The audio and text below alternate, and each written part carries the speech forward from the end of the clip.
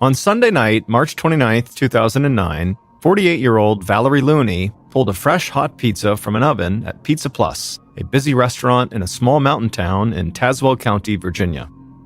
Valerie slid the pizza onto a serving tray and then walked around the front counter and delivered it to a booth filled with local police officers. The officers thanked Valerie by name and then dug into their pizza. Valerie checked on the other diners, who had filled up almost all of the booths inside the restaurant, and then afterward, she headed around the front counter and went back into the kitchen. And there, she saw her husband, Harvey, standing by one of the pizza ovens.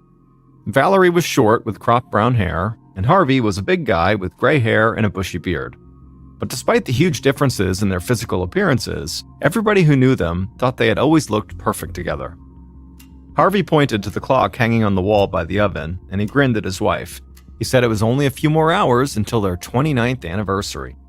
Valerie smiled back and then jokingly told Harvey to get back to work. Valerie had been the manager at Pizza Plus for over 10 years, and her husband Harvey had been working for her for the past 7 years. The couple knew a lot of people would shudder at the thought of working alongside their spouse day in and day out, but it was actually what Valerie and Harvey had always wanted. In fact, while other people might dream about, making a ton of money or traveling the world, all Valerie and Harvey ever wanted was just to spend as much time together and also with their son Chris as possible. And so Valerie and Harvey working together accomplished a portion of that goal. Harvey got back to work like his wife had jokingly suggested, and he began to prepare some pizza dough for the next order. As he did that, Valerie stood up on her toes and gave Harvey a kiss on the cheek, and then she headed back into the restaurant's dining room. Pizza Plus was a really popular restaurant in this little town. The entire town only took up a few square miles, and it was surrounded by thick woods and then mountains beyond that, and at times, the people who lived there could feel isolated from the rest of the world.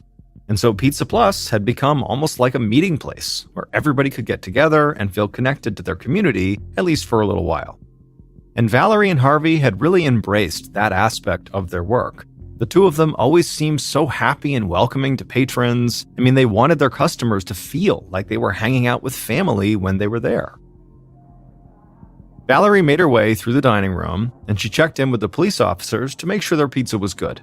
They told her it was delicious, as always. Then Valerie stepped towards the next booth, but she suddenly stopped and stared down at the floor. One of the police officers noticed and asked her if everything was okay, and Valerie smiled and said it was fine, but she quickly turned and marched right to the back of the restaurant. When she got there, she stepped into the supply closet near the back door, and she saw her employee, Brian Lee, bent down and stocking some shelves. Brian heard his boss approaching him, so he slowly stood up and he turned around. Brian was in his 20s and he towered over Valerie.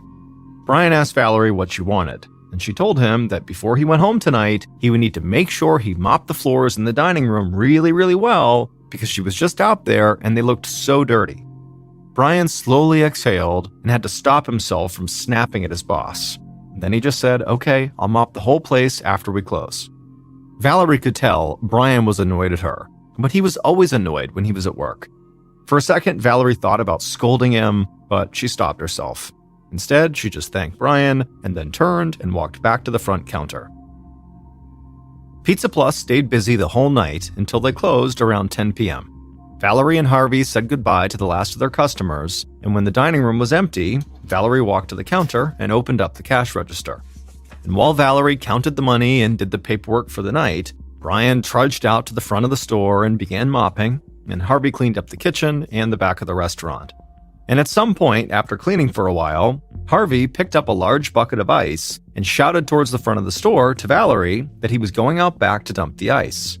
Valerie responded by saying that Brian was finished with the mopping and she was almost done with the paperwork, so when he was done, they could leave. Harvey carefully picked up the ice bucket, walked out the back door, and dumped the ice onto a small patch of grass. And after he was done, he set the bucket down and Harvey just bent over at the waist, trying to catch his breath. He hated to admit it, and he would never want his wife or his son Chris to see him like this, but even the smallest physical tasks, like dumping this ice, had really started to wear Harvey out. And so after standing outside in private for a couple of seconds there, Harvey was about to go back inside when suddenly he heard screaming coming from inside the restaurant. And so instantly Harvey charged back inside, and the second he did, the screaming got louder and louder, and he called out for his wife, but then a second later, the screaming completely stopped and the entire restaurant went completely silent.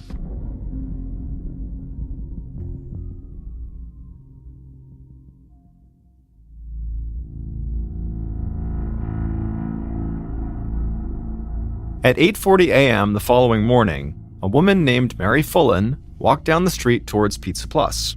She was on her way to open up the restaurant that day and then work the lunch shift. Mary passed a car wash not far from the restaurant, and she waved to a couple of people outside trying a car. Then she walked a bit further down the street and went around to the back of Pizza Plus.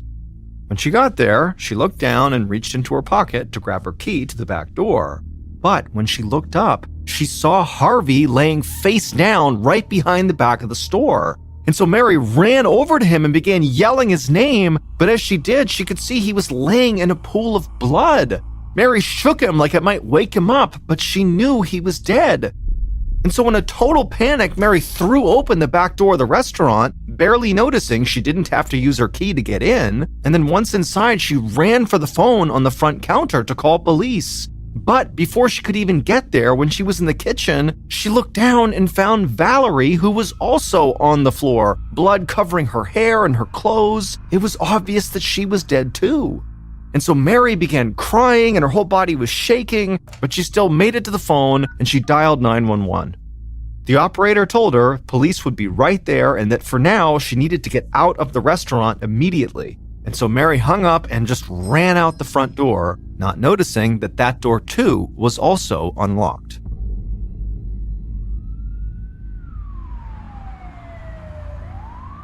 A few minutes later, the Tazewell chief of police, David Mills, pulled up in front of the Pizza Plus and just sat there in his car for a minute. When the call had come into the station, Mills and the small group of officers who worked under him couldn't believe it. They all knew Valerie and Harvey really well. In fact, they usually went to Pizza Plus as a group at least a few times a week. Mills looked out his windshield and he saw a couple of officers from the county sheriff's department standing with Mary in front of the restaurant, the woman who had called this in. Mills took a long, deep breath, then stepped out of his car and went up and joined them. All of the officers knew Mary about as well as they knew Valerie and Harvey. Mills could see Mary was a total wreck, and so while he didn't want to press her too hard, he did ask her if she could just fill him in on everything she had seen and heard that morning. Mary told Mills she'd been coming in to open the restaurant when she had found Harvey out back, and then when she ran inside to use the phone, she found Valerie lying on the kitchen floor.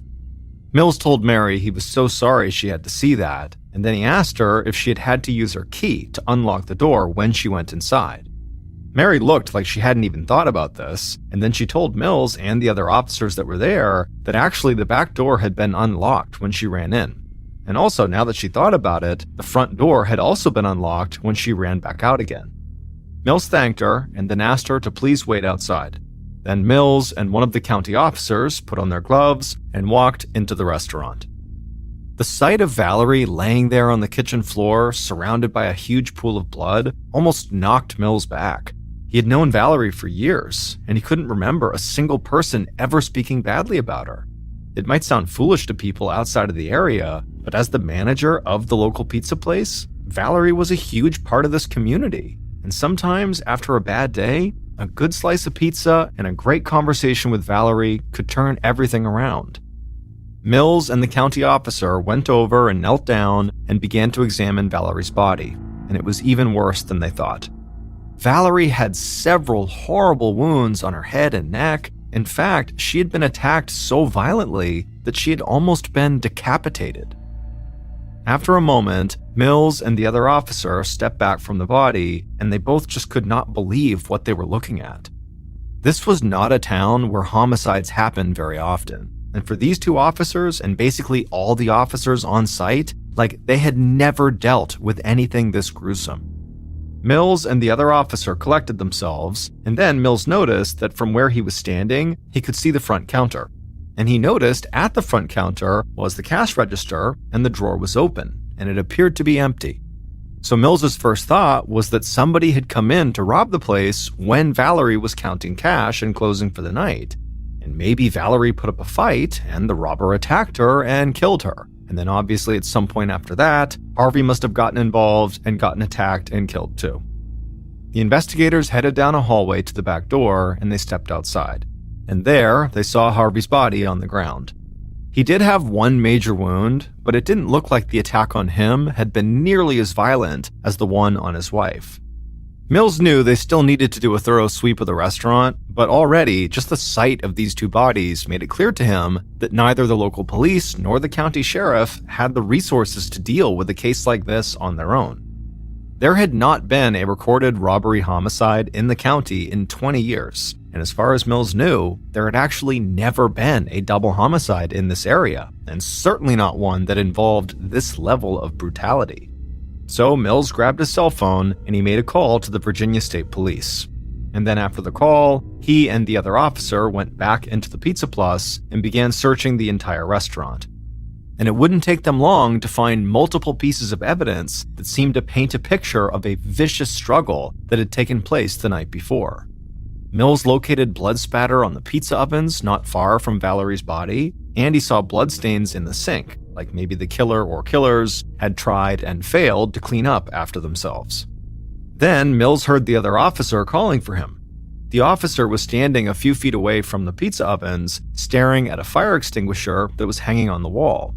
And when Mills joined him and looked at the extinguisher, he saw all these bloodstains on the bottom of it.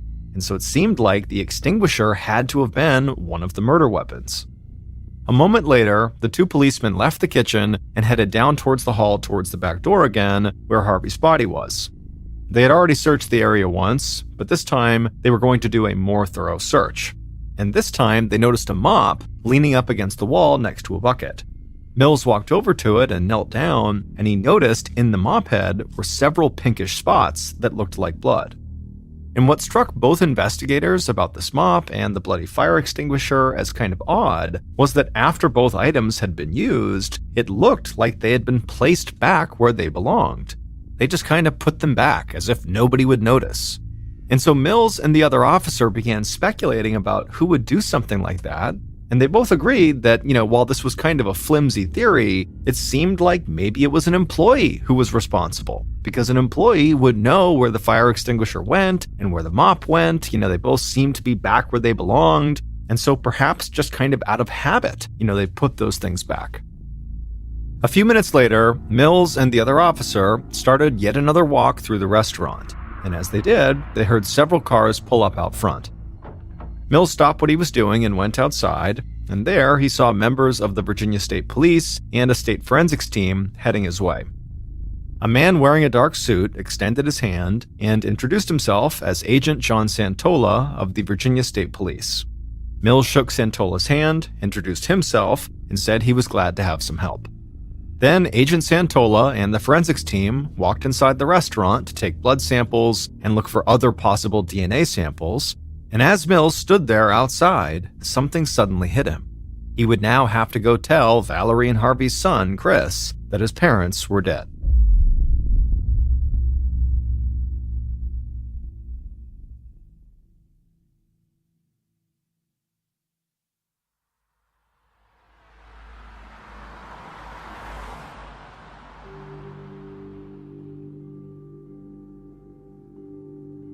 While state police searched the Pizza Plus, Mills and the county officer drove across town to the small trailer where Valerie, Harvey, and Chris had all lived together. When they got there, Mills walked up to the door and knocked, and shortly after, Chris answered. Chris was 28 years old, he wore a black sweatshirt and jeans, and he looked really confused to see two police officers standing there.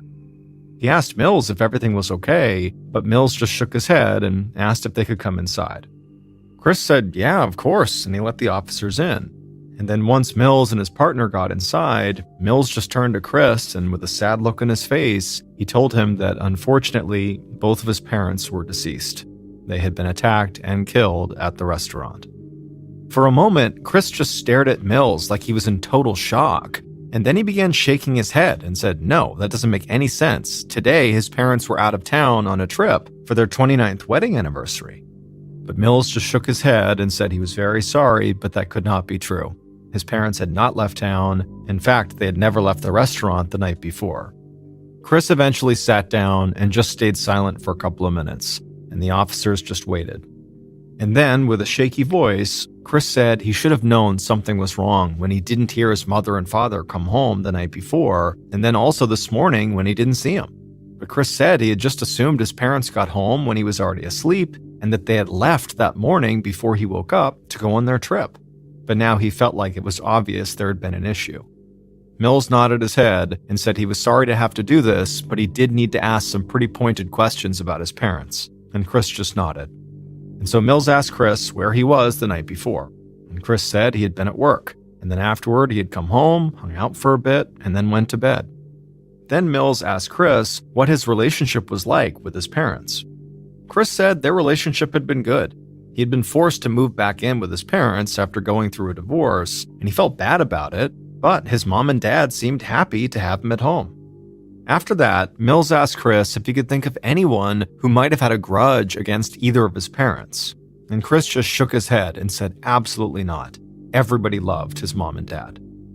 Mills knew this was actually pretty much the truth. I mean, Harvey and Valerie were beloved in this town, so he wasn't surprised their son couldn't think of anyone.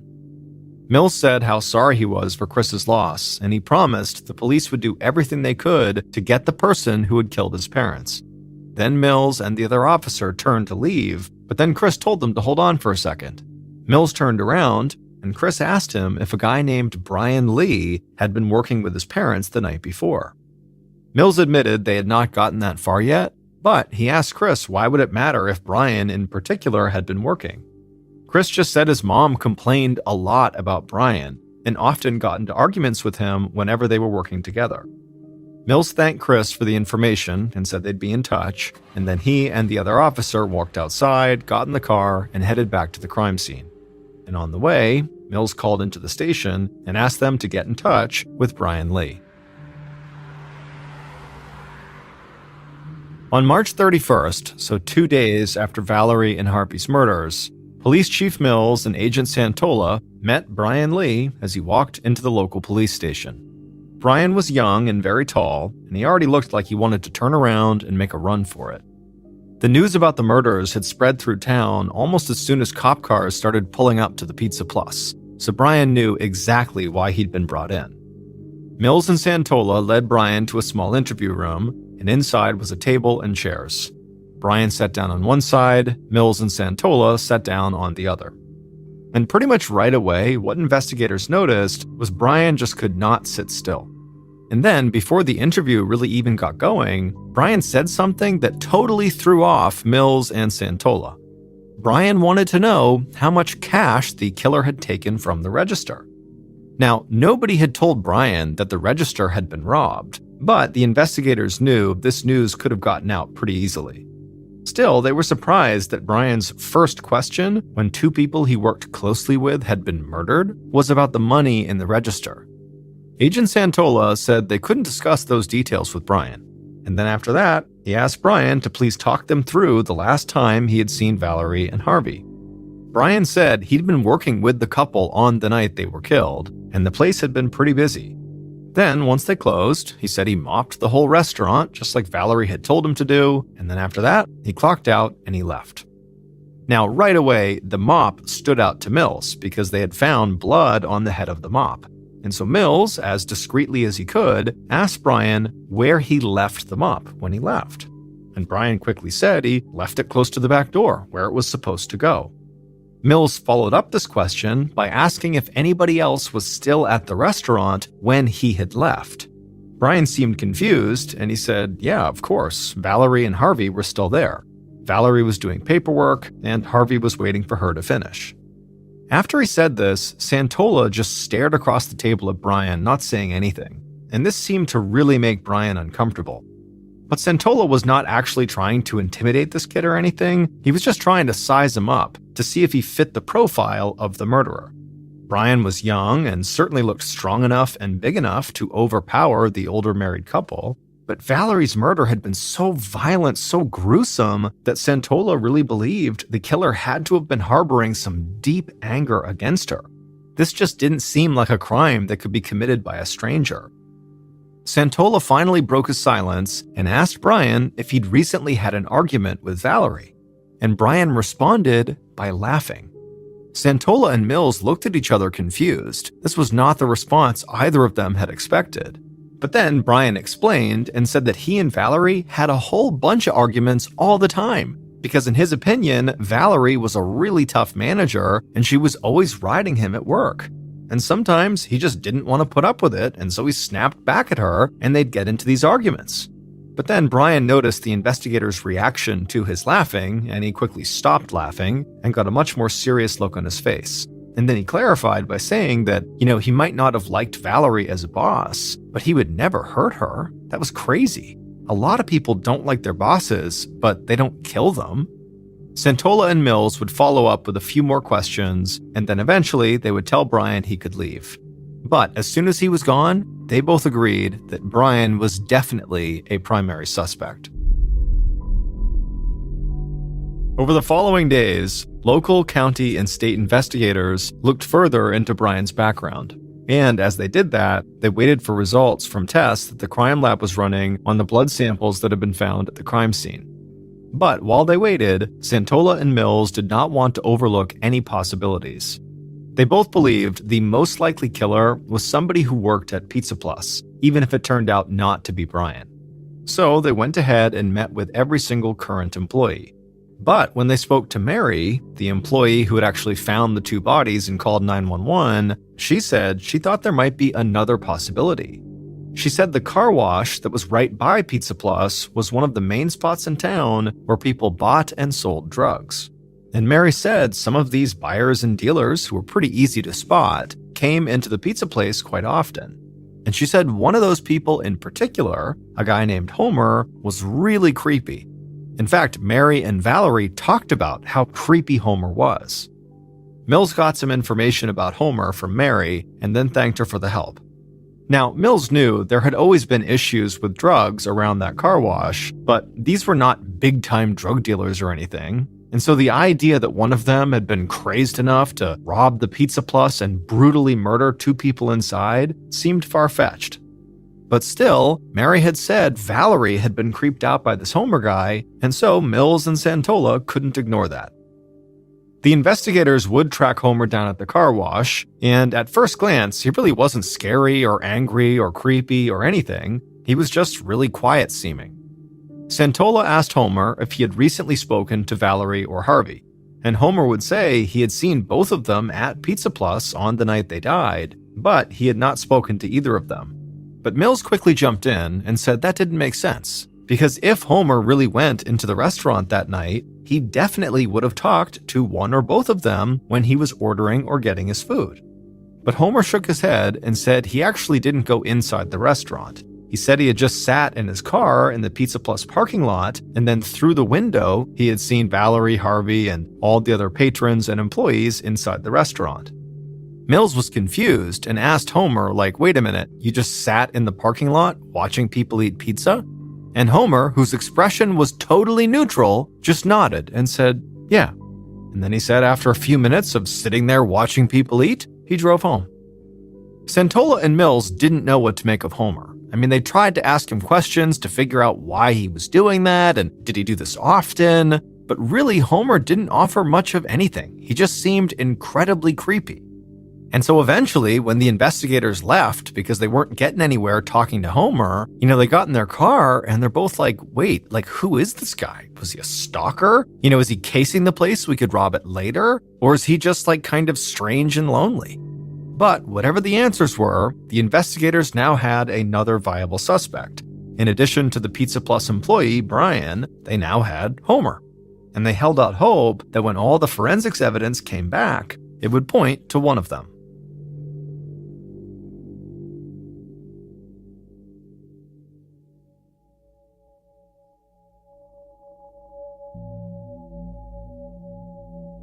On April 3rd, 2009, so a week after the murders, Pizza Plus was once again filled with laughter and conversation. The crime scene had been cleared, and now this was a gathering place once again. But this time, the community had come here not to eat pizza, but to pay their respects to Valerie and Harvey.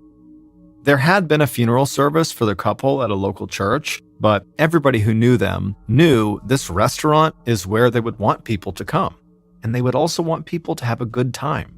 So Valerie and Harvey's son, Chris, and other members of the family thanked everyone for coming in and encouraged them all to take up seats in all the booths and just start sharing stories of all their favorite memories with the couple. And so over the course of the day, several local and county police officers came by the restaurant. Now, it's actually common for police to attend funerals of murder victims, basically to study the actions of people who were close to the victim, to look for suspects, but that was not why most of the cops were here today. So many of them had spent several nights a week in Pizza Plus, eating pizza and chatting with Valerie and Harvey. It was part of their routine. And so the officers were here to honor their memories, same as everybody else. In the days and weeks that followed the funeral and that memorial service inside of the restaurant, investigators continued to pursue two different theories. The first theory was that Brian, or another Pizza Plus employee, had some issue with Valerie or Harvey or both, and they carried out the murders as a result of that. The other theory was Homer, the man who had watched Valerie through the window from the parking lot, who also was involved in drugs, could have killed Valerie and Harvey because he was robbing the place for drug money. Or maybe he killed them for, some other motive that had not been discovered yet. And so police interviewed and re-interviewed everybody working at Pizza Plus, and they also expanded their search to include former employees. And simultaneously, they looked into people who were associated with Homer. But none of these interviews really led anywhere. And to make things worse for investigators, the test results from the crime lab came back as inconclusive. The forensics team had identified the victim's blood in the restaurant, but they could not find clear DNA samples pointing to anybody else.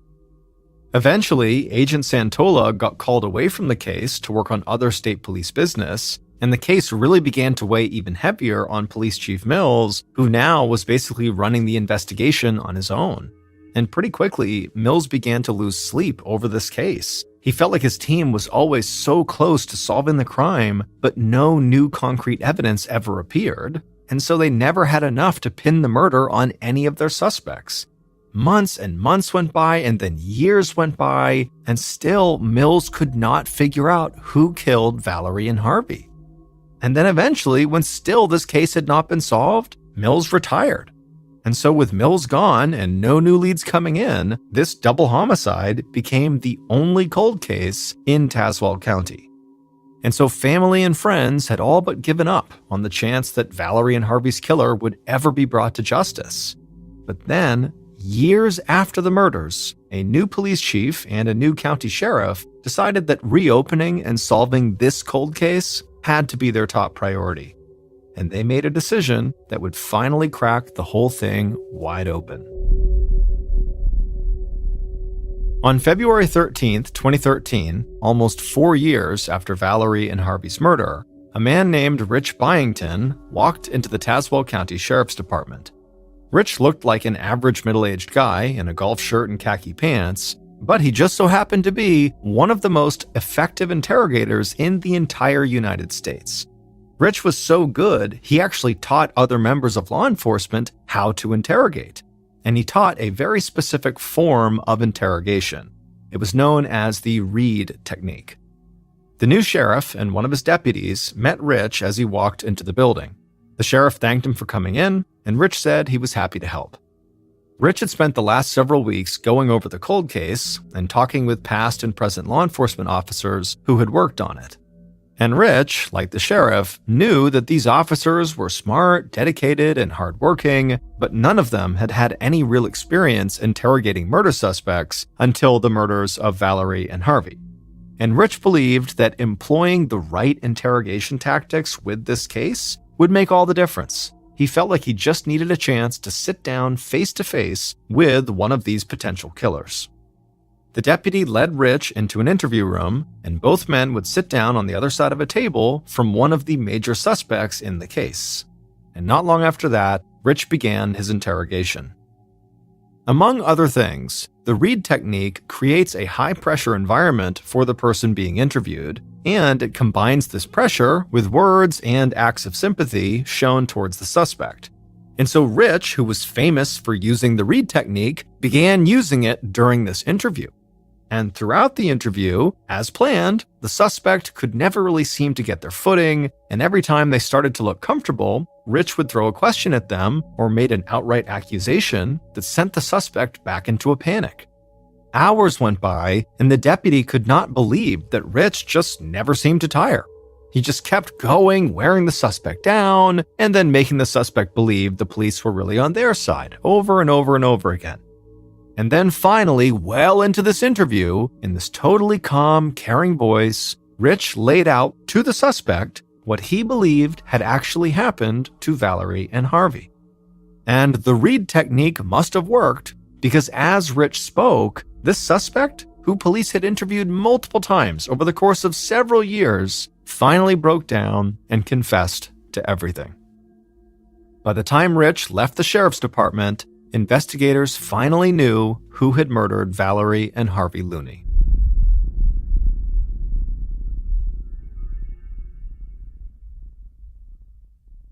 Based on that suspect's confession, here is a reconstruction of what police believe happened to Valerie and Harvey at the Pizza Plus restaurant on March 29, 2009.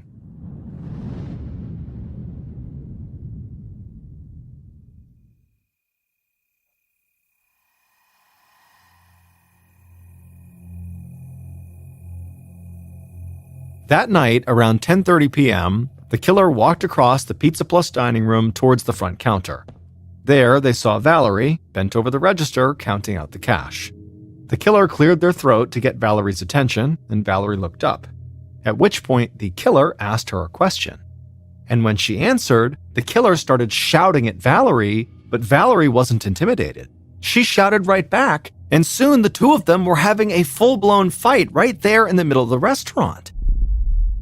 And at some point, the killer got so mad and so frustrated that they rushed at Valerie, and Valerie screamed and tried to run away, but the killer chased her into the kitchen and grabbed her with one hand, then picked up a large knife with the other. Valerie struggled and fought, but she couldn't break free, and the killer raised the knife and slit Valerie's throat. Valerie fell to the floor, bleeding profusely, and the killer just dropped the knife.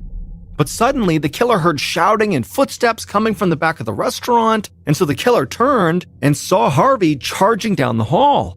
The killer rushed at him, and Harvey managed to punch the killer, but he quickly realized he was no match for them, and so Harvey turned and tried to run towards the back door, but the killer followed and managed to grab Harvey right by the door, and the killer wrapped their hands around Harvey's throat and began to choke him.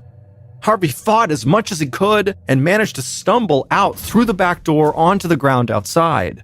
The killer scrambled to their feet and managed to grab Harvey's throat again and kept on squeezing. But at some point, Harvey managed to buck the killer off one more time, and the killer was about to re-engage for a third time when Harvey just kind of abruptly fell forward on his face and just lay there motionless. It would turn out Harvey actually just had a heart attack. And so the killer just stood there for a second, not really sure what to make of this, and then they turned and ran back inside to the kitchen. There, they saw Valerie face down in a pool of blood, but the killer wanted to make sure she really was dead. So the killer grabbed the fire extinguisher off the wall, stood over Valerie, and raised it up and began slamming it down over and over again into the back of her head. And after nearly decapitating her, the killer put the fire extinguisher back where it went on the wall, blood still all over it, and then they picked up the knife they had used to slit Valerie's throat. Then they walked out through the back door to where Harvey was still lying motionless on the ground, and just like the killer had done with Harvey's wife, they wanted to be sure Harvey really was dead. So the killer bent down and used that knife and slit Harvey's throat as well. After that, the killer went inside, they grabbed the mop and bucket by the back door, they went to the kitchen and filled that bucket with water. They grabbed the cash out of the register and pocketed that, and then they mopped their way out through the back of the store, trying to get the floor as clean as they could without spending too much more time inside of the restaurant. After wringing out the mop and emptying the water, the killer left the mop and bucket by the back door, walked outside past Harvey's body, and disappeared into the night. The following day, the killer went into work like nothing had happened, and then they went home and waited patiently for the police to arrive to tell them that their mother and father had been killed. Valerie and Harvey's son, Chris Looney, murdered his parents in cold blood. It turned out that after his divorce, Chris had been struggling with money. And so Valerie and Harvey had helped him for a while, but they had had enough. So on the night of the murder, Chris went to Pizza Plus one last time to ask for money, but Chris had already planned on killing his parents if they denied him. Because Chris knew his parents had a $245,000 life insurance policy, and Chris was the beneficiary. And so when Chris's mom refused to give him money and started fighting with him in the restaurant, Chris went through with his plan B. He murdered his parents and then stole the money from the cash register to make it look like a robbery. Investigators had suspected Chris once they learned about this life insurance policy, but it was also the placement of the fire extinguisher and the mop that made him stand out to the police. Mills and the other investigators had always suspected a Pizza Plus employee had carried out the murders, because the fire extinguisher, which was one of the murder weapons, and the mop had been put back exactly where an employee would put them, almost like it was habit. That was one of the primary reasons they had suspected Brian Lee early on. Now, Chris was not a Pizza Plus employee. However, when he was younger, he had been. And so over the course of several years, Mills and others felt like they were close to being able to prove Chris had done it, and they had interviewed him several times, but they could never find enough evidence or get him to admit to the crime. That is, until the new leaders of the investigation called in Rich Byington, the interrogation expert, for help. And after Rich faced off with Chris would confess to the murders and would tell police exactly how and why he had killed his own parents. Chris Looney was found guilty and was given 2 life sentences. After the trial, members of Valerie, Harvey, and Chris's family issued a joint statement. It said, quote, "Chris, we love you and forever will love you, but we cannot forgive what you have done." End quote. 32-year-old Russell Douglas climbed into the driver's seat of his bright yellow Chevy Tracker. Even though the forecast called for rain and clouds, there was nowhere Russell would rather have been than right where he was, on beautiful Whidbey Island, the place where Russell had spent most of his life. Just 35 miles long and 10 miles across at its widest point, Whidbey is the largest of 9 islands that make up the state of Washington's Island County. All of the islands are clustered amid bays and inlets inside a body of water just off the western edge of Washington called the Puget Sound.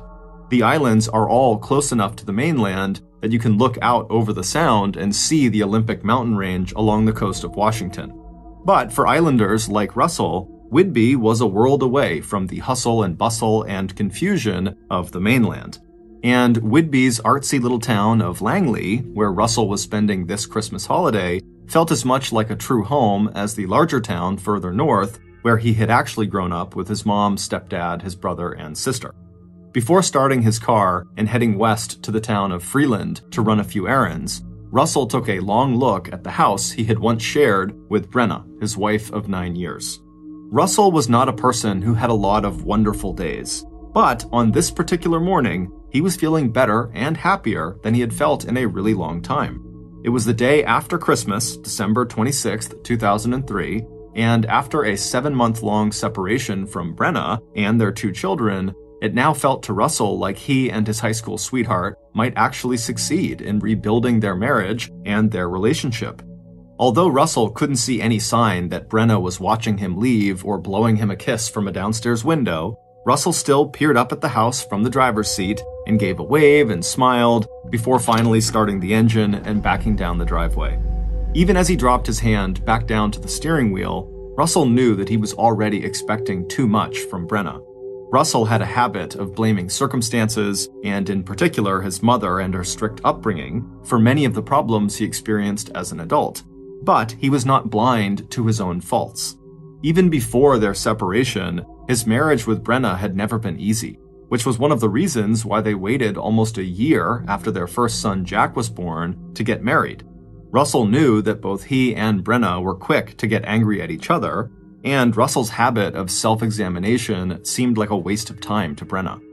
To her, the questions that Russell jotted down to himself, like, "Why are you so afraid to just be without Brenna?" or "Why are you holding yourself and Brenna and the kids back?" were pointless. Russell just needed to make a decision one way or the other about their marriage and about what he wanted. Russell also knew he was subject to mood swings, and that he spent more time feeling depressed than he spent feeling upbeat. But no matter what he tried, therapy, the regular exercise that kept him trim and fit, writing those notes to himself, it still never took much for him to sink into a dark place. And Russell also knew that the chance he had now to try again with Brenna might be a very uphill struggle. Because during their separation, even though he had told himself that he'd use the time to think about their marriage, instead of actually doing that, almost immediately, Russell had struck up a new relationship with another woman, 50-year-old Marge Bailey. And even though their affair was over now, Russell knew it was still a huge sore spot for Brenna. But what Russell could never explain to Brenna was that that affair had actually helped him grow up and stop thinking of himself as a victim of his moods and of his overly strict and rigid upbringing. And when Russell had met Marge at a bar in the Washington resort town of Ocean Shores, shortly after he and Brenna had separated back in April of 2003, the last thing on his mind was a sexual relationship with Marge. But leaving Whidbey Island and his kids had been very difficult, and the small apartment he had rented in Renton, a suburb south of Seattle, was a typical and depressing bachelor pad, more like a storage container for his belongings than a home. And although his apartment was just 45 miles away from where Brenna lived with their kids, no sooner had Russell left the island that he felt the depression that he had always struggled with settle over him like a black cloud. So when Marge had walked up to Russell when he was sitting alone at the bar in Ocean Shores, he was grateful for her company. And right away, Russell and Marge had hit it off. It didn't take Russell long to discover that Marge was much more relaxed and open-minded than Brenna had been when it came to sex, and also when it came to Russell's own unconventional taste in clothes. If Russell wanted to wear a kilt or a sarong, a length of fabric that's tied around the waist like a skirt, that was fine with Marge. And if he wore pink spandex shorts and a gold necklace to his fitness club, that didn't bother her either. It was also fine with Marge that Russell was still married, and that he was not even sure if he wanted a divorce or not. And when Russell and Marge had finally ended their affair just a few weeks earlier, Marge had told him that if his marriage was really important to him, then he should try his best to fix it. So that's what Russell had decided he would do. According to the separation agreement that he and Brenna had worked out back in the spring, this was the Christmas that Russell was supposed to have 8-year-old Jack and 5-year-old Hannah. But when Russell had told Brenna that his affair with Marge was over, he'd also floated the idea to Brenna that he could just come to Whidbey Island over Christmas and all 4 of them, him and Brenna and their 2 kids, could spend the holiday together at their house in Langley. And Brenna had said yes. As Russell slowed down to make a left onto the main route that would lead him 13 miles west to Freeland, he looked down at his blue jeans and flannel shirt.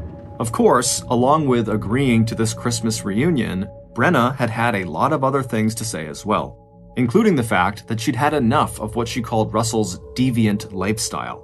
And by that, she didn't just mean his sense of adventure when it came to sex, but also his collection of slightly wild clothes.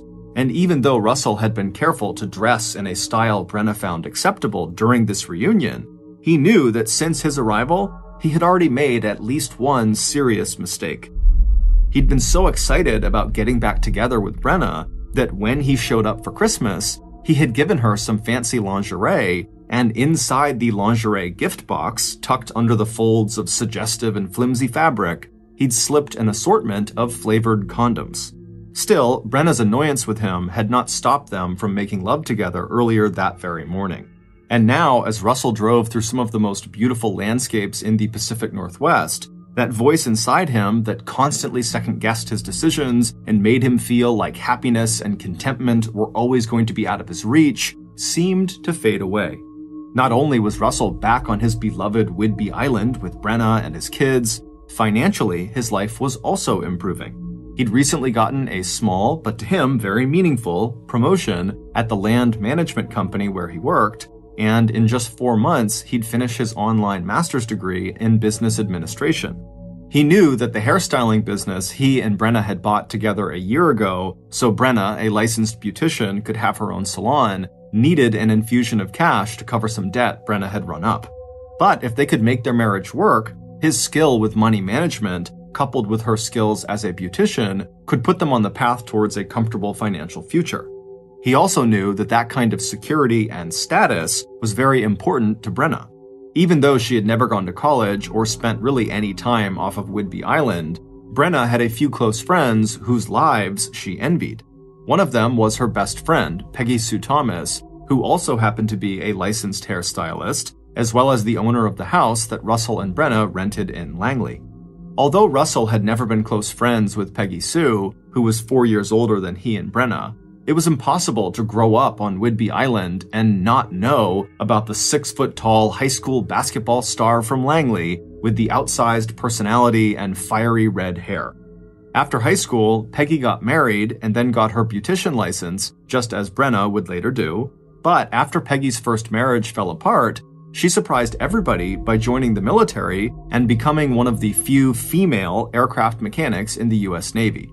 After that, Peggy went on to marry a fellow veteran, and when she left the service, she raised 2 daughters, and in addition to working on and off as a hairstylist alongside Brenna, Peggy Sue also got a job as a car mechanic. And when her second marriage ended in divorce as well in the 1990s, Peggy Sue responded to the fact that her husband had left her for another woman by hitting the gym. By the year 2000, Peggy Sue had lost 100 pounds, and that year, she won the Mrs. Washington beauty pageant. And now Peggy Sue was out in Las Vegas, Nevada, living the high life with her 2 daughters. It was hard not to feel a little jealous of Peggy Sue with her confident good looks and her grit, but at least if Russell and Brenna could get their marriage straightened out, they could actually buy Peggy Sue's house, since that had been the original plan back when Peggy Sue had moved to Las Vegas and agreed to rent the house to him and Brenna. As Russell made yet another decision, he would definitely talk to Brenna about buying that house. He also made a quick mental review of the directions he needed to follow to get to his next destination, an address on Wall Road just outside of Freeland. He was not familiar with this particular area he was going to. All he really knew was that Wall Road was about 4 miles outside of Freeland, and that lining the narrow roadway was a mixture of everything from churches to upscale homes and million-dollar getaway lodges for summer residents to rustic cabins and the occasional trailer. Looking out his car window at the hills that fell away to the ocean on his left, and catching a glimpse now and then between the trees of the white sailboats bobbing out on Puget Sound, Russell thought of the hikes he could take here with his children. Much as Russell had enjoyed his brief time with his lover Marge, he was now feeling like the separation had finally shown him how important his wife Brenna was in his life, the one constant that had given him more happiness and security than anything else. For Russell, that insight alone had felt like a huge win, and as he thought about it, he bumped the steering wheel with his fist in a gesture of celebration that he felt so ready to make this reconciliation with Brenna work for both of them. As Russell neared his destination, he slowed and began looking to the left and the right for the landmarks that would confirm he was in the right place.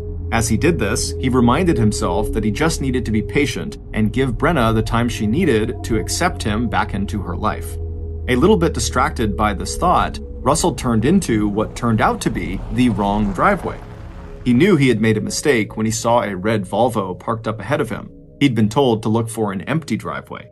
So he immediately stopped his car, he backed up, and resumed driving west on Wall Road, but very slowly now since he knew he must be getting close to his destination. And sure enough, several hundred yards further along, Russell saw that he'd arrived at the right place, 6665 Wall Road. He turned his Chevy Tracker onto the long driveway and drove to the end of it, where he pulled off to the right side into a parking spot that was at a right angle to the driveway. Beside him were 2 fir trees that cast a dark shadow over his vehicle. But before Russell could pull off the sunglasses he always used when driving so he could see better into the thickly forested and shady area in front of him, he noticed a figure emerge from the woods in front of him, and this person began walking directly toward him. Russell turned off his car engine, but before he could undo his seatbelt so he could get out of the car and greet this person, the person from the woods had rushed up right next to Russell's car door, blocking him from opening it. Russell turned to look at the stranger to see what they wanted, and when he realized what they were doing, he froze with fear. A few seconds later, and the world that Russell had finally begun piecing together in his mind for himself and his family ended in a sudden and terrific blow to his head. Almost 5 hours later, at about 4:30 p.m., two women who were residents of Freeland, who lived on Wall Road, were surprised to see a yellow Chevy Tracker parked in the driveway of one of their neighbors' houses. Not only was the car unfamiliar to them, but they could see in the near darkness that the driver's side door was open and the interior dome light of the car was still on. Also, the women knew that the owners of the house where the car was parked, the Black family, were not in town. They had gone to Costa Rica for a vacation. So the two women were very curious about who owned this yellow car and why they were there. However, none of the women wanted to approach this vehicle and anyone who might be inside of it when it was this dark outside and no one else was around. So the two women decided that if the car was still there tomorrow, they'd call the police. Then the two women just resumed their walk, made their way back to their own houses, and forgot about the bright yellow car with the open door. It wasn't until the afternoon of the next day, December 27th, that a dad out walking with his sons under a cloudy winter sky would also spot the yellow Chevy Tracker. Like the women who had been out walking the night before, Joseph Doucette, a schoolteacher who was staying with his family in a nearby cabin, was also immediately drawn to the car's open door. Joseph's first impulse was to walk over and shut the door before the interior light drained the car's battery, but when he called out and no one inside the car answered, he felt a sudden shiver of uneasiness, and instead of approaching the car right then, he turned around and took his kids back to the cabin. And then, at a slow run, he returned to the car alone, feeling a mixture of urgency but also fear. Telling himself to get a grip, Joseph took a deep breath and then walked down the long driveway. When he reached the open car door and looked inside, what he saw was so shocking and gruesome, he practically fell backwards as he tried to step away. There was a man inside the yellow car. Joseph registered that the man was young with sandy blonde hair and that once he must have been handsome, but now something red and sticky was hanging from his forehead and the man's clothes were covered in blood. His head and shoulders were slumped over the steering wheel and his hands lay in his lap, the fingers balled into tight fists. Trying to keep from vomiting, Joseph turned around and began running while pulling out his cell phone and dialing 911. And 8 minutes later, at 4:34 p.m., as the sun fell below the horizon, the first police car arrived on the scene. Not long after that, the dark, quiet road was filled with other police and emergency vehicles and flashing blue and red lights. It didn't take long for the first medical responders to realize they were too late. The man inside of the car was obviously dead, and he was obviously dead from a bullet wound to the head. And once detectives arrived on the scene, it didn't take them long to realize that their first assumption about what had happened to the driver of this car was completely wrong.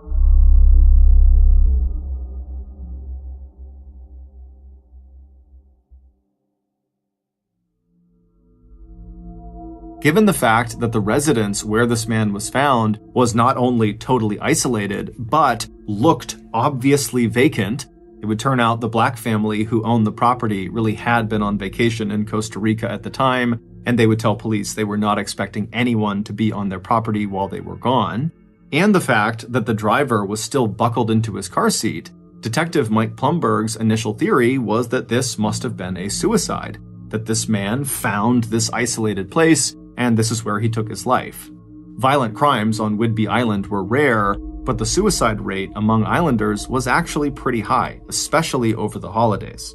But even with the help of portable lighting that police used to illuminate the area around the car, officers could not find the one item that would even make suicide in this case a possibility, and that was the gun that had fired the fatal shot.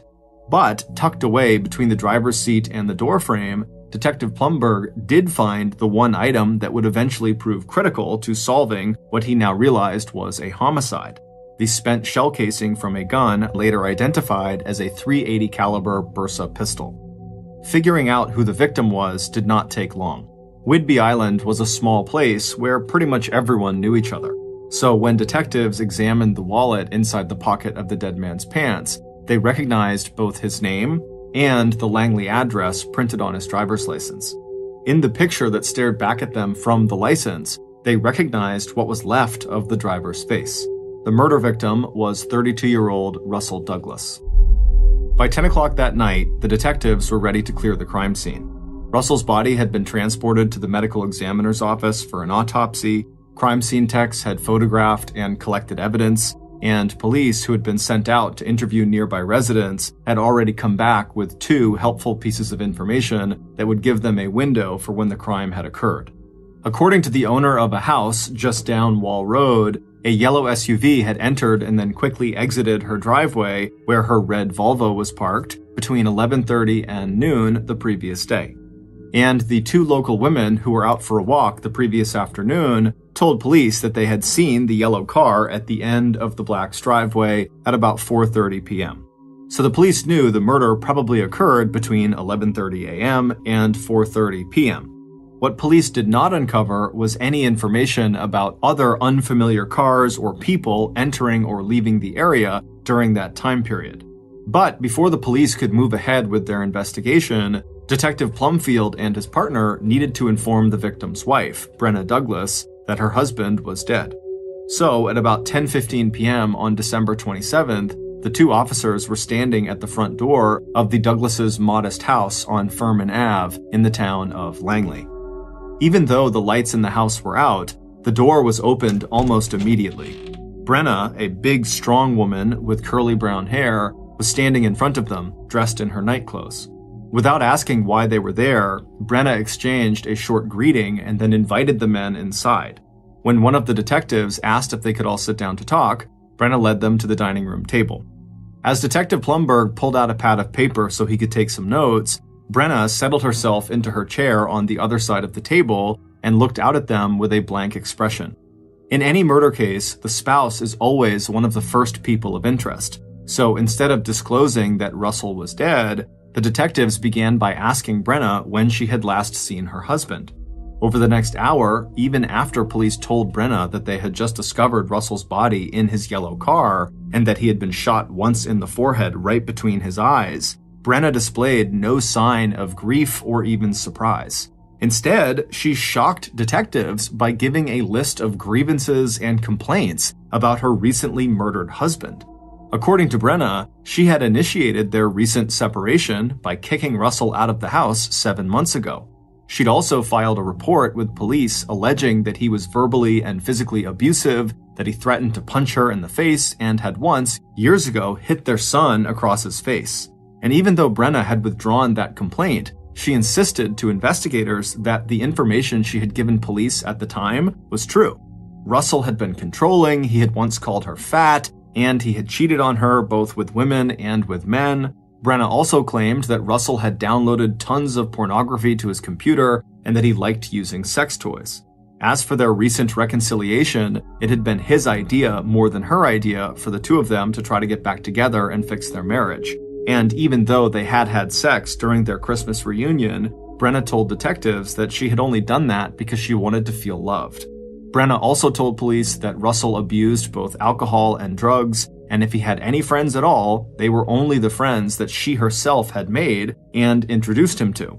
Brenna's barrage of criticism about the father of her children and the man who was never late with child or spousal support and who showed up right away when Brenna needed help with a household project not only shocked the 2 detectives, it made them wonder if all that bitterness Brenna was expressing to them added up to a possible motive for Brenna to kill her husband.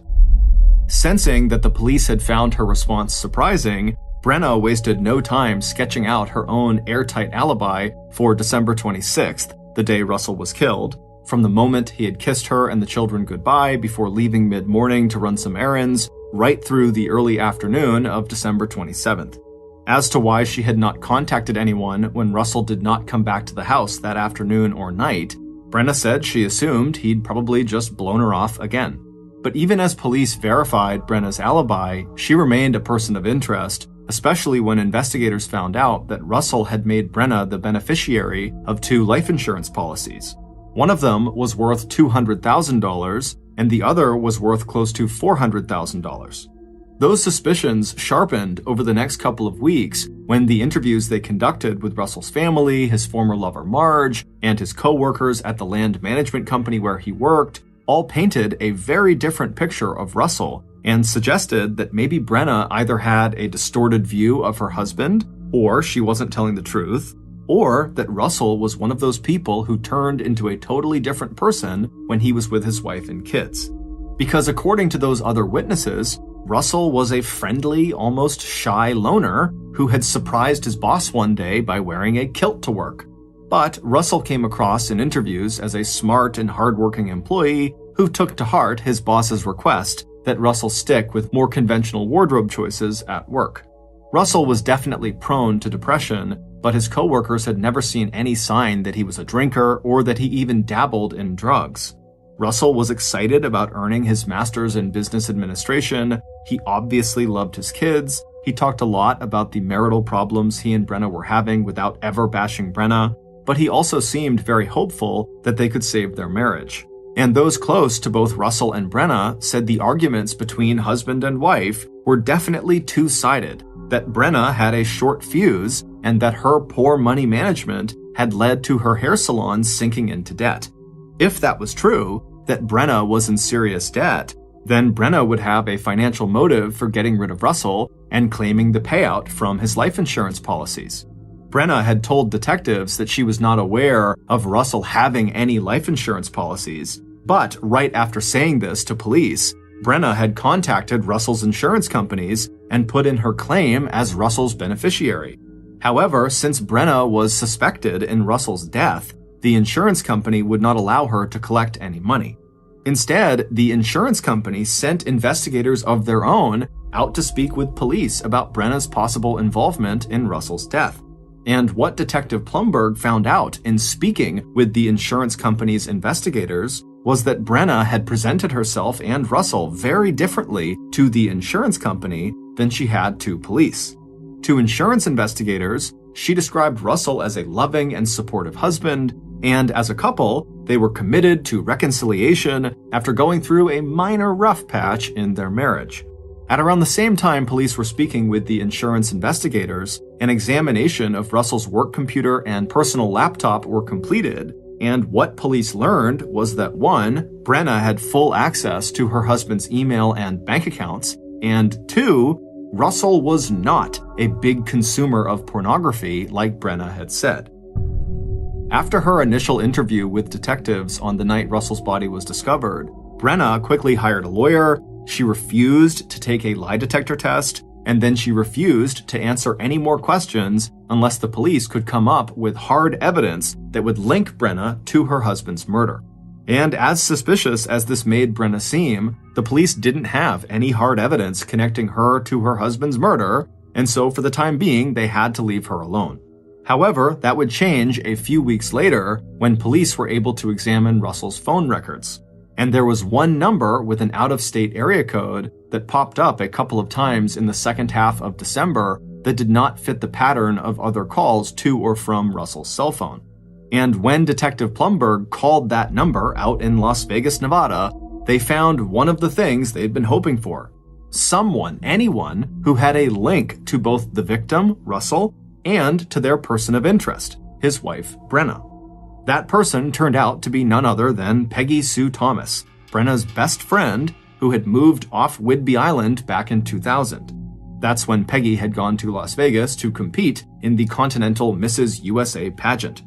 Although Peggy Sue had won the evening gown competition and impressed judges with her stint in the Navy as an aircraft mechanic, she had not won the title. But during that competition, Peggy Sue had fallen in love with the bright lights and big city feels of Las Vegas. That's when she rented her house to Russell and Brenna and moved with her 2 daughters to Henderson, Nevada, just outside of Las Vegas, where Peggy now made a good living as a glamorous limousine driver with a loyal clientele of high rollers and big tippers. Peggy told detectives that she and her boyfriend had been out to Whidbey Island over the Christmas holiday, and that she, Peggy, had seen Russell at his apartment just outside of Seattle on December 23rd. But she had only seen him long enough to hand him a Christmas gift that was for his wife, Brenna. That's what the 3 phone calls that the police had seen in the phone records were about. Peggy had called Russell to arrange this gift exchange, but when he didn't answer that call, the two of them had kind of played phone tag for a little bit before they did connect and make their plans. As for Peggy Sue's boyfriend, Jim Hewden, he was also a native of Whidbey Island, but he'd left the island years ago after he had struck it rich selling a computer program he had designed to the computer giant Microsoft. And although Peggy Sue and Jim had spent Christmas together in Washington State, Jim had not come with her to see Russell on the night of the 23rd to deliver the package for Brenna. Peggy Sue admitted that most of what she knew about Russell was secondhand information she had gotten from his wife and her best friend, Brenna, and almost all of it was very negative about how terrible Russell was. However, Peggy Sue would tell police that during her brief visit with Russell on the 23rd, he was very nice and seemed happy and excited about spending Christmas with Brenna and the kids. By the time the call ended with Peggy Sue, Detective Plumberg had started to wonder if Russell's murder would ever be solved, because every lead they followed up on seemed to turn into a dead end. By June 2004, 5 months after Russell's murder, and with no fresh or promising leads, Detective Plumberg decided to go back and review the entire investigation. But it wouldn't be until the end of July, a full 7 months after Russell had been shot at point-blank range, that police would get the first of a string of tips that would eventually break the murder case wide open. And the first of those tips would come so far out of left field that at first, Detective Plumberg literally could not believe what he was hearing. On July 26th, the Island County Sheriff's Office picked up a call from a man who asked them if they had any information on an unsolved homicide that had happened around Christmas the year before, in 2003. When the detective who had answered the call replied that they did have such a case, the caller went quiet. After a few long seconds, the man told the investigator that he had information, but he was, quote, scared to talk about it. Over the next several days, this caller, who initially refused to give police his name or his location, would eventually give Island County detectives his own name, Bill Hill, and the name of a person who Bill said had first-hand knowledge of who killed Russell Douglas. After chasing down so many false leads and dead ends in this murder investigation, Detective Plumberg was very skeptical of this story. But as more and more details showed that Bill wasn't just getting his information from news stories, the detective got more and more interested. And by August 4th, 2004, just a week after Bill had made his first call to the Island County Sheriff's Office, Detective Plumberg and his commander were on a plane headed to Florida to talk with Bill's mysterious person of interest. At the same time, 2 other detectives were on a plane headed to Las Vegas to have another chat with Brenna's best friend, Peggy Sue Thomas. Once Detective Plumberg and his commander arrived in the small town of Punta Gorda on the southwest coast of Florida, they wasted no time following up on the tip they had received from Bill.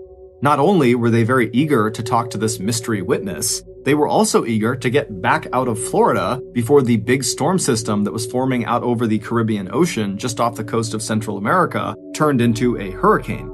But just a few hours after knocking on the door of this new person of interest, Detective Plumberg was once again feeling defeated and more confused than ever. Their mystery witness had been more than willing to talk with the detectives and had even gone with them to the local Punta Gorda police station for questioning. But they denied knowing anything about what happened to Russell and were flabbergasted when they were asked if they were involved in the murder. Their response to that question was, "Why would I do that? What possible motive could I have?" And in truth, Detective Plumberg was secretly thinking the same thing. It didn't make any sense. Plus, he knew that police had no hard evidence at all that could link anyone, including this new mystery person in Florida, to Russell's murder.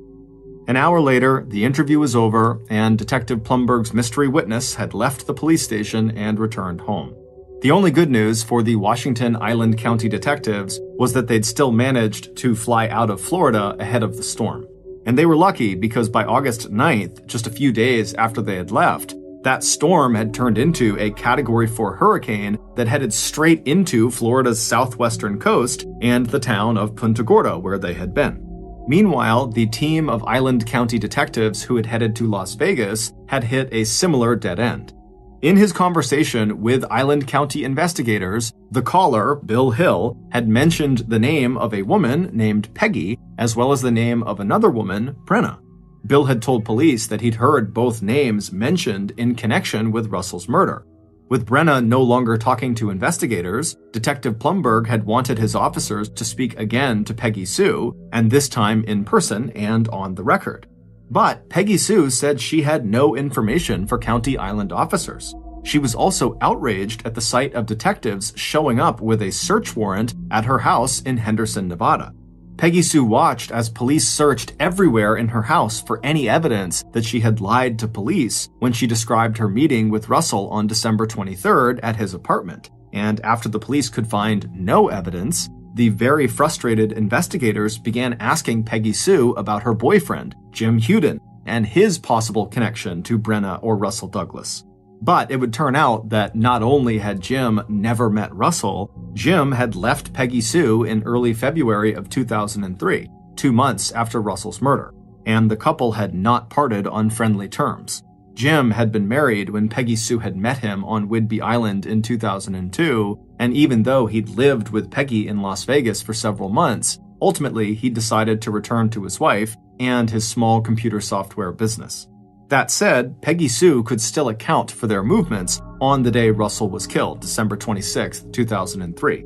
And she even managed to locate some old receipts from that day to show detectives exactly where they had gone on Whidbey Island before leaving Washington State late that night to return to Nevada. When detectives pressed Peggy Sue on having a financial motive for killing Russell, maybe she was going to split his life insurance policy with her good friend Brenna, Peggy pointed out that she already made a very comfortable living, so why would she do that? So, a few days later, Island County detectives came back from Nevada as empty-handed as Detective Plumberg had been when he came back from Florida. But 15 days later, on August 18, 2004, all of that would change.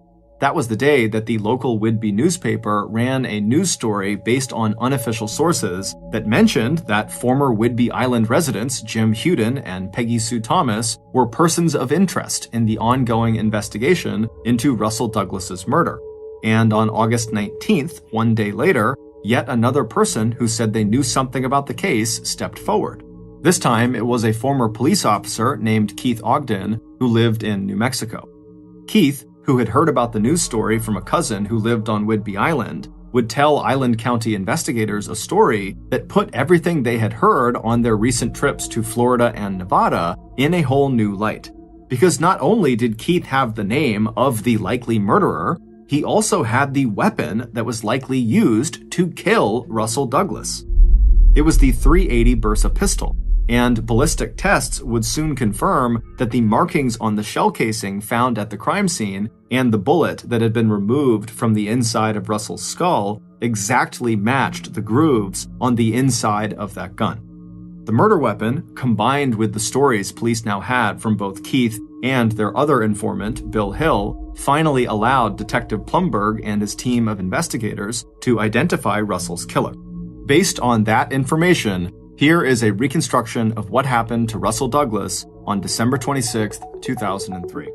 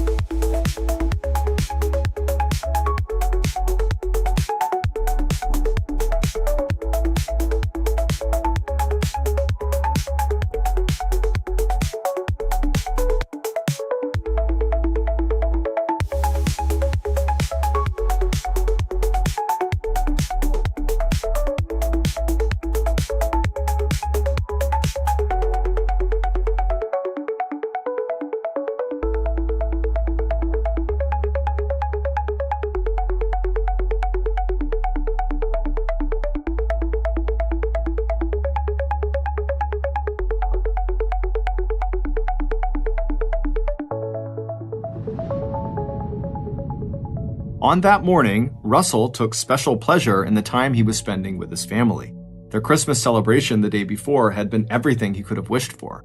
After arriving in Langley on Christmas Eve, Brenna had taken his car to the store and bought pies and other fixings for the Christmas dinner they planned to share the next day with Brenna's widowed stepfather.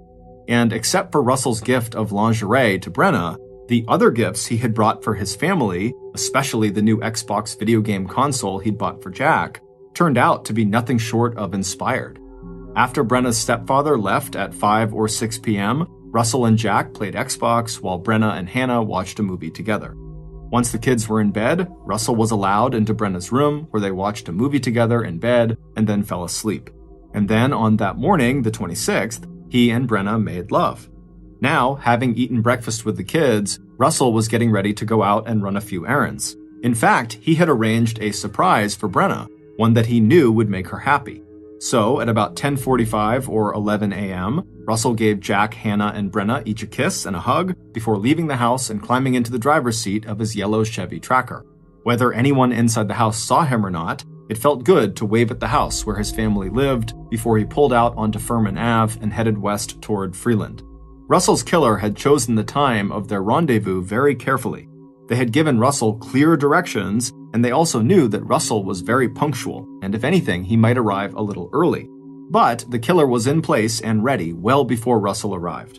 The killer had only test-fired the Bersa pistol a few times, but at close range, they figured it would be nearly impossible to miss. Right on time, the killer heard the sound of an approaching car, and so before Russell pulled into the driveway, the killer stepped back into the shadows and waited. A moment later, Russell pulled his yellow Chevy Tracker into the long driveway that led to 6665 Wall Road. Now that he saw how out of the way this place was, he wondered why on earth they hadn't agreed to meet somewhere closer to Langley. Still, Russell had enjoyed the drive, and except for his wrong turn into that driveway up the road, he hadn't really had any trouble finding their meeting spot. Anyway, it would make a good story to tell Brenna, since she was the reason he was here in the first place. Almost as soon as Russell had pulled into that parking spot and turned off the car engine, he saw a figure in front of him step out of the woodline. With the sunglasses still on, it was hard to make out this person's face, but Russell figured it had to be the woman he was here to meet. How many other women were 6 feet tall on Whidbey Island? But before Russell could unbuckle his seatbelt and step out of the car to greet Peggy Sue, this person from the tree line had rushed over to his vehicle and stopped right outside of his car door, kind of blocking him from getting out. And so as they did that, Russell turned and looked at them and realized very quickly this person was not Peggy Sue. He didn't know who this person was. Instinctively, Russell just started to roll down his window to ask this person what they wanted. But as he was rolling the window down, Russell suddenly froze, because this stranger was now holding a pistol. And without ever saying a word, the stranger raised the pistol, aimed it at Russell's face, and pulled the trigger. As the bullet traveled through Russell's brain, his brain tissue stretched along the trajectory of the bullet, and when the tissue did tear, it snapped back into place with force so great that Russell's forehead suddenly bulged outward, and along with blood, the gray matter of Russell's brain began leaking in ropey strands out of the small hole centered right between his eyes. Before leaving, the killer opened the driver's side door of the Tracker. They wanted to make sure Russell really was dead. By the time the police discovered Russell's body one day later, his body was stiff and cold to the touch. Even before the EMTs confirmed the cause of death, Detective Plumberg would describe the wound as a massive head trauma caused by an execution-style shooting that occurred from a distance of just 12 inches. It would turn out Russell's killer was Peggy Sue's boyfriend, Jim Huden. And it was Peggy Sue who had arranged the time and place where Russell would be murdered. Peggy Sue had in fact called Russell several times not long before Christmas to arrange a meeting so Peggy Sue could give Russell a Christmas present from her to Brenna. But Peggy Sue never then went to Russell's apartment in Renton on December 23rd to drop that present off. Instead, Peggy had told Russell on the subsequent phone calls to meet her on December 26th at 6665 Wall Road, and at this meeting she would give him her present for Brenna. Peggy had chosen this location because it was already a very isolated spot, And the family who lived at 6665 Wall Road, the Black family, they'd be gone in Costa Rica, so there'd be no witnesses. And so on December 26th, when Russell arrived at the meeting spot, instead of Peggy Sue coming up to him, it was her boyfriend, Jim Huden, who would step out of the tree line, walk over to Russell's car, and then shoot Russell point blank in the face.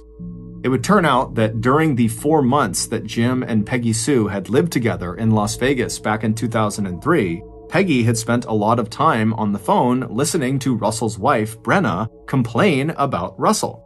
None of what Brenna had to say was new, but now Peggy Sue could share her friend's complaints with her new boyfriend, Jim. When Jim later confessed his crime to his good friend, Bill Hill, down in Florida, where Jim lived with his wife, Jean, Jim told his friend that he decided to kill Russell because Peggy had told him Russell was abusive to his wife and children.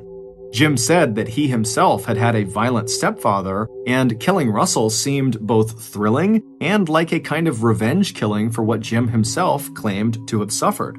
Island County detectives in Washington had a different theory. They believed that Brenna may have offered to split the proceeds from Russell's life insurance if Peggy and Jim killed Russell. At that point in Peggy Sue's life, and Jim's life too, money had become a big problem. 7 months after hearing Jim's confession, Bill Hill's conscience finally got to him, and he contacted investigators in Whidbey and told them what he knew. But even though detectives then flew to Florida to question Jim, who was the so-called mystery witness, and Nevada to question Peggy Sue, it wasn't until Keith Ogden contacted police on August 18th and provided the murder weapon that police would have the physical evidence they needed to arrest Jim for murder. According to Keith, who had met Jim and Peggy in Nevada, Jim had approached Keith and asked him to hold on to a gun for him since Jim said he didn't want to keep it in a house with Peggy's kids. Keith agreed, but when Keith heard that Jim was a suspect in a homicide, he realized the gun Jim had given him could potentially be a murder weapon, and so that's why he had come forward.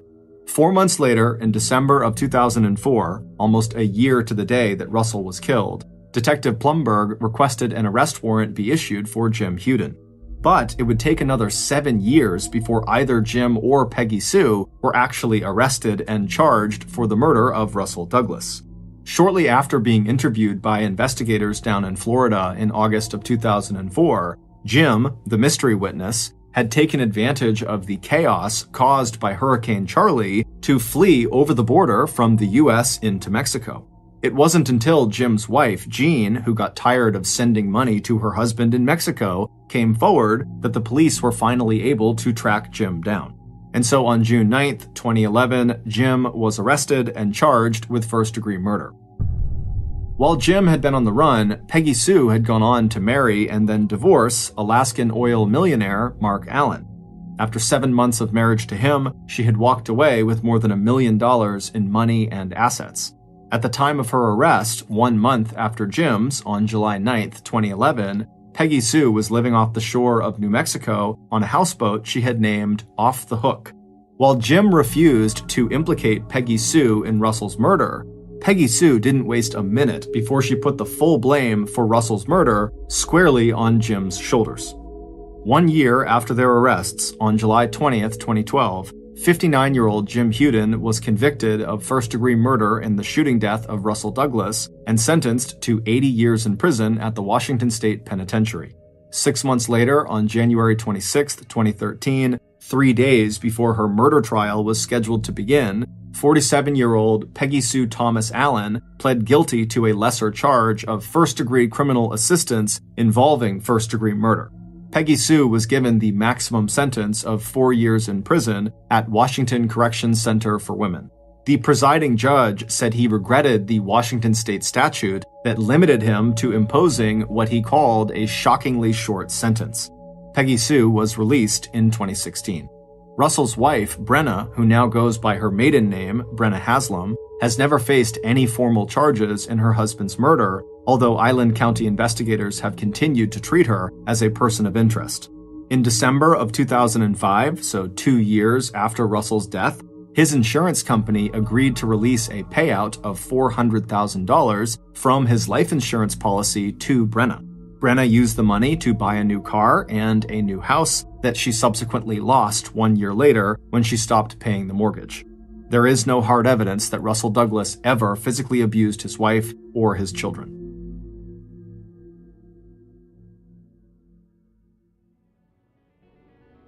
Thank you for listening to the MrBallen podcast. If you got something out of this episode and you haven't done this already, please offer to make the 5-star review buttons bed, but when doing so, spread a thin layer of sand between their sheets. Also, please subscribe to the MrBallen podcast on YouTube, Spotify, Apple Podcasts, Amazon, Google, and anywhere else you get your podcasts. This podcast airs every Monday and Thursday morning, but in the meantime, you can always watch one of the hundreds of stories we have posted on our main YouTube channel, which is just called MrBallen.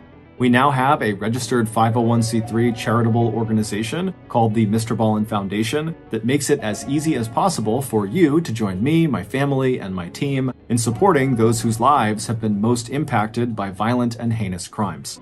Monthly donors to the MrBallen Foundation Honor Them Society will receive free gifts and exclusive invites to special live events.